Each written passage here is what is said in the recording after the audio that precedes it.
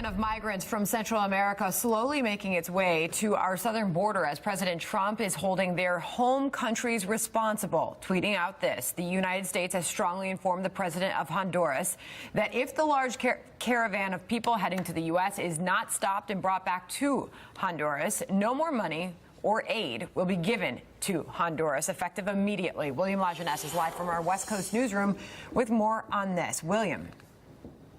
Well, and Sandra, last night the president expanded that threat to include El Salvador and Guatemala, saying if this caravan is allowed to travel through their country, quote, all U.S. payments to them will stop.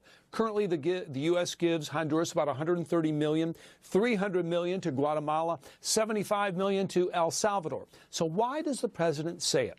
Because history tells us if this caravan makes it to the U.S. border, they will be allowed in. That's the law. Recall in April, 300 Central Americans arriving in Tijuana, claiming asylum. The U.S. processed and released each family, and Congress has shown no willingness to change the law. So right now, according to AP and Reuters, this caravan crossed from Honduras into Guatemala Monday, swelling from 150 Friday to more than 2,000 now, pushing past 2 police barriers. Their next stop would be Mexico.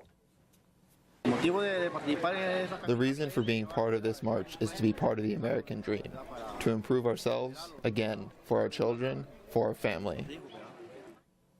So moving as a group makes sense, safety in numbers and no smuggling fee. The flip side, however, they're very visible. Now, under international law, refugees claiming a credible fear of persecution are supposed to file their asylum claim in the first country they set foot.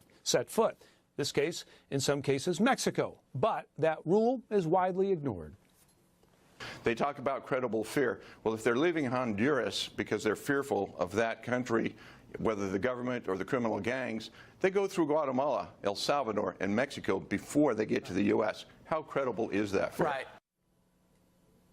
So the U.S. has offered to pay Mexico to stop and deport Central Americans from that border because right now the U.S. is taking in all these Central Americans each month and cannot, under the law, turn them away. Back to you. William Lajeunesse, thank you. Midterms, 20 days.